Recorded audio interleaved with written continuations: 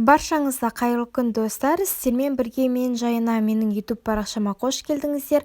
Бүгін достар, мен сіздерге осындай өте дәмді, оңай 5 минутта жасалатын печеньенің рецептімен бөліскім келіп отыр. Үйіңізден табылатын құрамдардың барлығынан жасалатын өте оңай печенье. Бұл видеоны соңына дейін көрместен бұрын ең алдымен менің Instagram парақшама тіркеліп кетуін ұмытпаңыздар. Сілтемесі осы видеоның астында описанияда болады. Менімен бірге болыңыздар. Ең алдымен біз ыдысымызға жұмыртқамызды жарып аламыз, оны жақсылап венчикпенен араластырамыз. Қантымызды аз-аздан сала отырып, венчикпенен араластырамыз. Видеода көрсетілгендей етіп жасасаңыздар болады.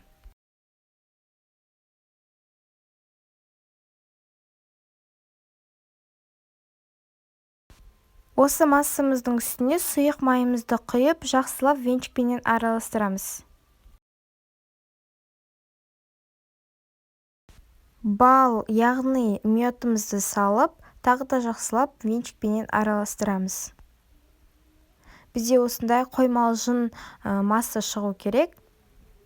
Енді біз осы массамыздың үстіне ұн салатын боламыз. Ұнды електен өткізуге кеңес беремін. Ең алдымен біз ұнымыздың үстіне қопсытқышымызды салып, жақсылап араластырып аламыз. Одан кейін ұнымызды електен өткізіп, біздің массамызды дайындайтын боламыз.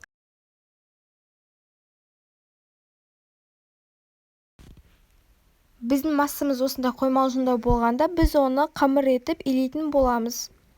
Жақсылап илеп алғаннан кейін, бізде өте жұп-жұмсақ, видеода көрсетілгендей масса дайын болу керек. Енді біз оны оқтауменен жаятын боламыз. Шамамен қалыңдығы осындай 1 сантиметрге жетуі керек. Одан кейін осындай касенің көмегіменен ою жасасаңыздар болады. Табаға пергамент қағазын төсеп, біздің печеньемізді 15 минутта пісіріп аламыз 180 градуста. Мінекей осындай өте дәмді печенье бізде дайын болды.